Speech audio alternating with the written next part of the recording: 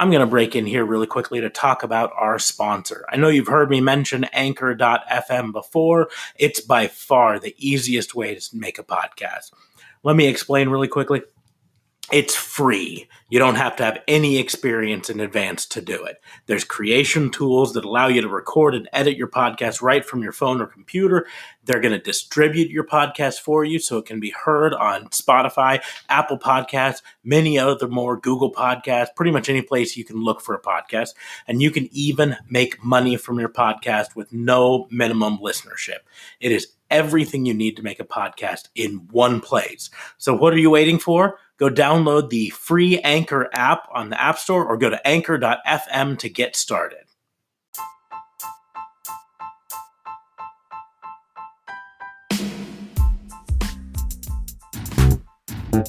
What you are about to hear are accounts of real pro wrestling events. Some names, mostly ours, have been changed to protect the innocent. Welcome to Snap Judgements.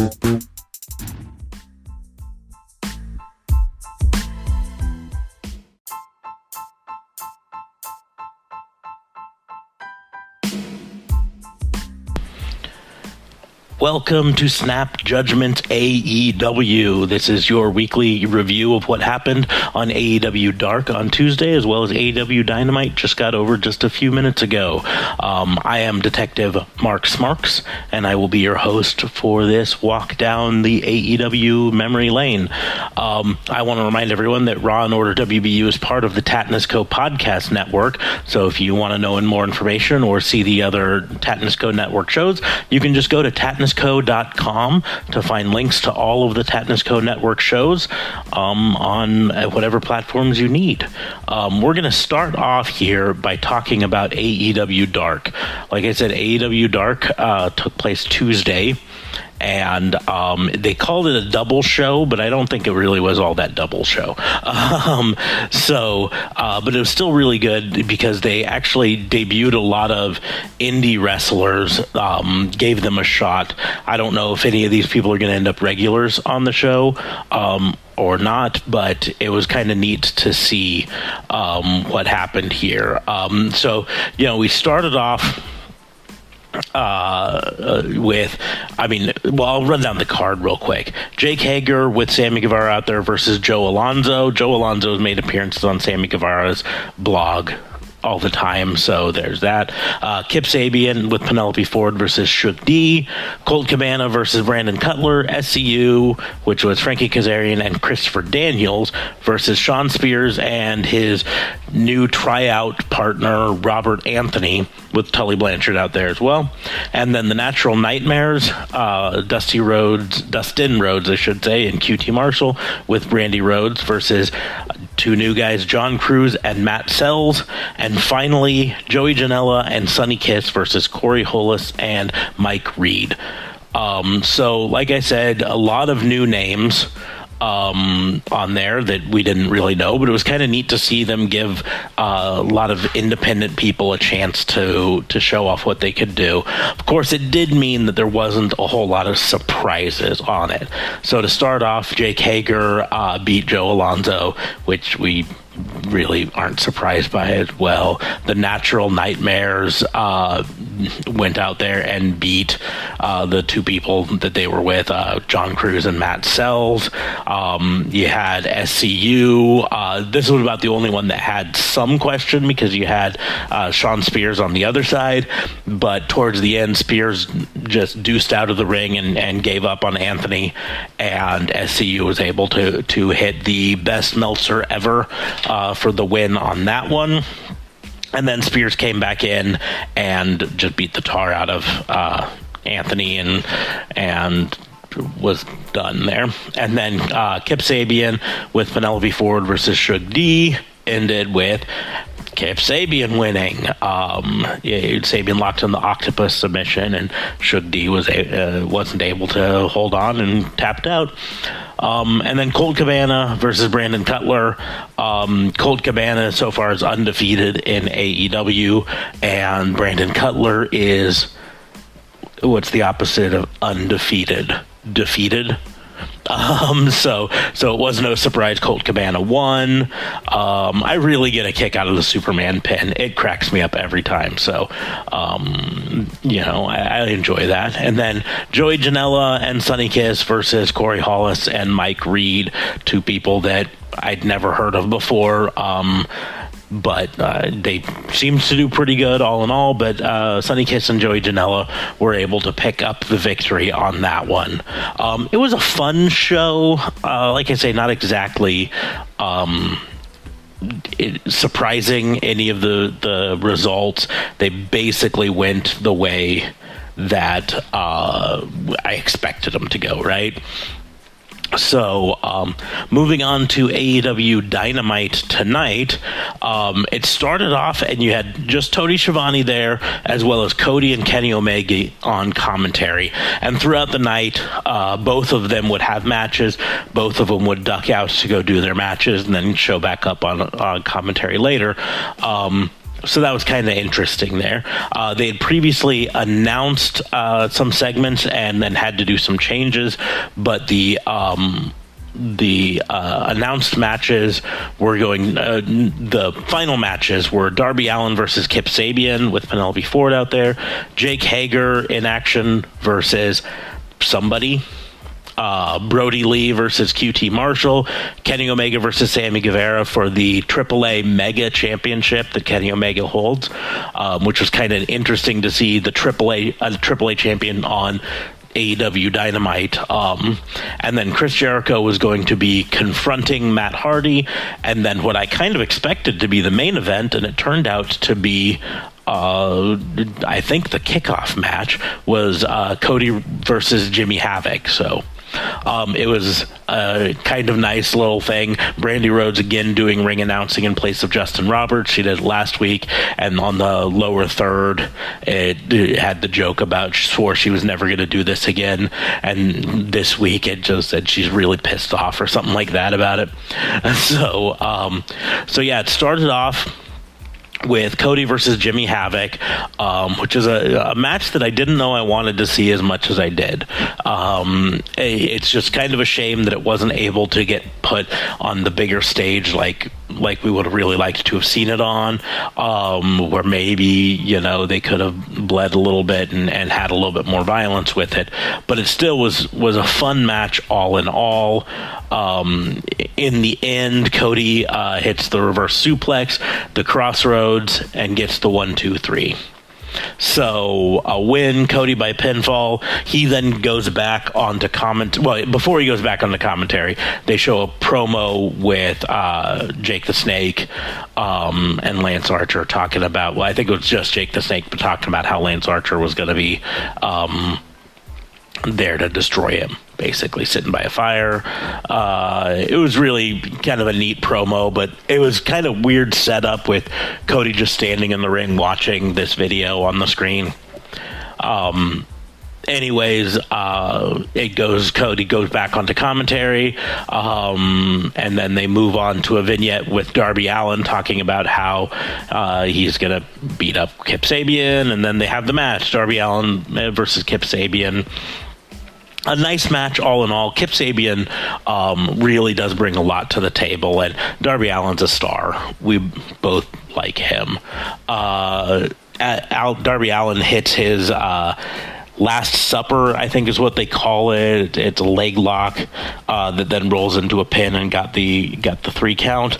So Kip Sabian gets a loss there, but it was a good match all in all. And like I say, I think Sabian's got a bright future in the end, but for the time being, he was sacrificed at the altar of Darby. So then you had Jake Hager versus, I guess I had totally missed the name when they announced him, some indie wrestler. But it just kind of, it was a squash match for Jake Hager to, squash this guy, and he puts him in the arm triangle, and I think the guy passed out.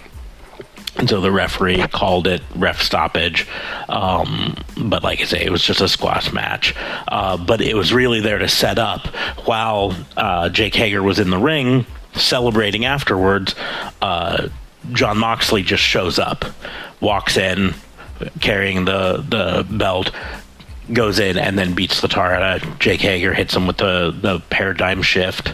I think it was really just the dirty deeds. I think the paradigm shift is the one where he lifts him up more. Anyways, Moxley then, on his way out of the arena, grabs the camera and says that he told the Inner Circle to watch their blind spot, and he's out for blood. So then they went to Brodi Lee talking about how he's the Exalted One and that he's coming for Christopher Daniels. And then in the end, they had Brodi Lee come out and beat up QT Marshall. Poor QT Marshall. I mean, I guess he knows his role in this whole thing. He's there to make Brodi Lee look really good. And, QT Marshall gets a couple shots in, but in the end, Brodi Lee just destroys him and hits the discus lariat, which I really don't like discus lariats as finishers. They don't look like a finisher to me. The spin just looks silly.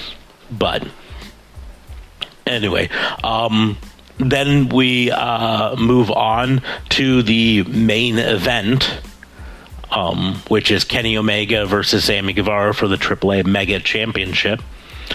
And it was actually a really entertaining match. Sammy Guevara, he's taking a lot of losses right now in AEW, but he sells every move like an absolute rock star. And I absolutely love him for that. We can go back and forth whether you like his character or not, but he bumps better than most people do. And he takes these and he sells them really well. He actually looked really good during this match. He definitely played the heel. There were a lot of times where he would bite at Kenny Omega's hand, his injured hand, and that would give him a little bit of advantage. He would slam Kenny Omega's hand on the ring apron, things like that, all the heel moves to the hand. But in the end, Kenny Omega was able to hit a couple V triggers, Snapdragon, and then the One-Winged Angel, and no one kicks out of the One-Winged Angel. Kenny Omega gets the win, continues to be the AAA Mega Champion. So, and then finally, what was really the main event, even though it was an event, but the main storyline for this was Chris Jericho is going to be confronting Matt Hardy. Things got a little interesting with this. So it started with Chris Jericho came out to the ring, and there was some confusion, I think, in production. Because he was talking, he didn't have a microphone, but he was talking to the camera. But they didn't have the camera's mic turned up to catch him quite well at the beginning. So he was talking, and Tony Schiavone and Cody were talking over him. And so you couldn't really hear what he was saying. But in the end, they figured that all out. And so he's out there talking about how he is the leader of this, and he really wants to talk to Matt Hardy about, joining the Inner Circle. Of course, Vanguard 1 shows up first and comes down. Jericho has a little back and forth with Vanguard 1. Well, there wasn't much back from Vanguard 1, but anyways. And then he called the Elite arrogant sons of bitches. He said he'll give Matt a chance to make things right. Join the Inner Circle. Right. Then Matt Hardy's music hits, and Jericho's looking around, and once again, clear up in the corner of one of the balconies, actually, there's Matt Hardy standing there. Spotlight hits him, and he's standing there doing the Matt Hardy thing. And then the spotlight flickers out, and then flickers back on in another place, and Matt Hardy's there. In a totally different place. Then it flickers out and flicks back on in another place, and he's there, and he kind of leapfrogs down all the way to the front, and then eventually is in the ring. And I mean, it's something that they can only do right now because they have an empty arena and they could pre-record a lot of that stuff beforehand. And once there's crowds back in the arena, they're not going to be able to do that. If they want to continue that kind of storyline with Matt Hardy, they're going to have to do the Undertaker lights out, lights come back on sort of a thing. But anyways, Chris Jericho asked Matt how he did that, and Matt Hardy just responded that he's magic. I thought that was kind of funny. And it goes back and forth, and, you know, Jericho's basically saying, why don't you just give up on the Elite and come join the Inner Circle? And Matt Hardy goes off on how, you know, he's older. He's 3,000 years old, and his name's Damascus, and he, you know, can see all the other spirits in the area that are against Chris Jericho, and Chris Jericho can't see them, but they're there. Anyways, just going all in on the broken character, and it's going to be really fun to see how they take that. Eventually, he kind of implies that he's not actually on the Elite side, that he's on his own side, but he's helping the Elite because they helped him, which if you watched the Free the Delete, you know that storyline. But he was struggling, and the Young Bucks kicked the evil out of him and buried him and allowed him to become who he is now. But so Chris Jericho is like, well, are you in the Inner Circle or are you in the Elite? And Matt Hardy starts yelling, delete. And Jericho goes, no, that's not what I asked. I want to answer Inner Circle or Elite. And Matt goes, delete again. And it goes back and forth. Elite, no, delete. Elite, delete. Elite, delete. And then Matt Hardy even sings a song. He sings, I think it was Jeff Hardy's Obsolete song from the TNA days of Broken Matt Hardy. So it was kind of funny there. But then Chris Jericho slaps him, and Matt punches Chris Jericho and knocks him down on the mat, but then Chris Jericho says he can do some magic himself, and all of a sudden Sammy Guevara shows up and starts attacking Matt Hardy from behind. Then Kenny Omega and Cody Rhodes come running out from the announce booth with chairs to attack them, and then the Inner Circle members back away to the stage, and it kind of looks like that might be where they're going to fade to black, but all of a sudden the pyro on the stage starts going off right next to them, and then they run away from that, and then the pyro on the other side starts going, and then the camera pans back and you could see Matt Hardy cueing the fire, so it's like he can control it. So, I mean, they're obviously going a little bit more supernatural than crazy with Matt Hardy, but it's going to be kind of fun. Some interesting things with this that are worth at least talking about. This entire show was, of course, empty arena, which they all are. No big surprise there. But unlike last week where they had some people in the crowd, this week they instead had people in a backstage room watching, or maybe it was supposed to be one of like the luxury booths in the arena. I couldn't ever get exactly where they were, but they weren't in the seating of the arena. But like the entire night, they would go back to them and they'd be like taking bets on who's going to win what match, and they'd be bad mouthing things, and they'd be holding up cards like Sammy Guevara used to do during the commercial break. That would say like, this guy to my left just farted, or whatever, like weird stuff like that.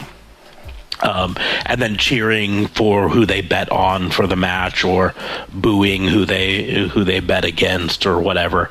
So it didn't quite have quite as vibrant of a feel as last week's did, where you had those people just right out there beside the ring cheering.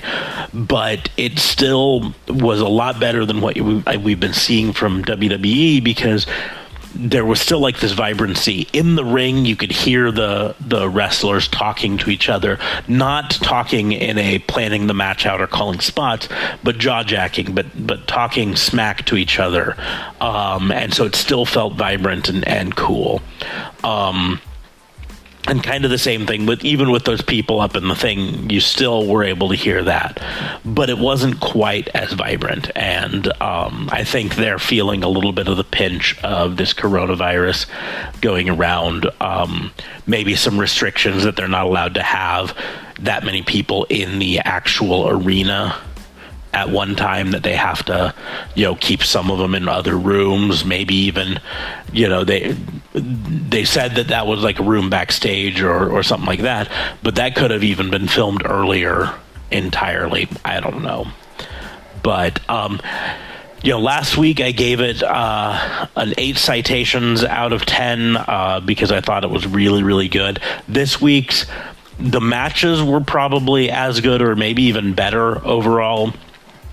The presentation did take a little bit of a hit. I was still very impressed with it. It's still well above what I've been seeing from most other things. So I think I'm going to do 6 3/4 citations, almost 7 citations. So all in all, a pretty good show, very entertaining for the night.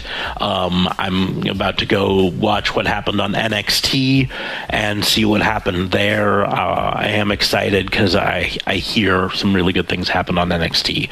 But so 6 3/4 citations for AEW Dark and AEW Dynamite for this week.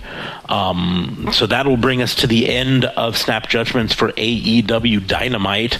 I hope everyone enjoyed it. I'd love to hear what you guys thought of it, so you can tweet at me at Raw and Order WBU on Twitter. I apologize if this doesn't sound quite normal. This whole coronavirus thing has my wife working from home, which means she's taken over our home computer, and I just would rather not bug her stuff, so I'm using an alternate recording method for this. But I'd love to hear what you think, so tweet at me at Raw and Order WBU. Head to our Wix site. The address will be in the show notes. It's also on a pinned tweet on my Twitter, so you can go there. You can follow us on Facebook, or you can download that Wix app and communicate directly with me through that app. So I'd love to hear what you guys think of this. DA Fabe will be back soon with the NXT review, and then, of course, on Friday we will be doing, well, it'll probably go up early Saturday morning, but we will be doing a SmackDown review. So thanks for listening. Thanks for being a part of the WBU jury, and we will see you very, very soon.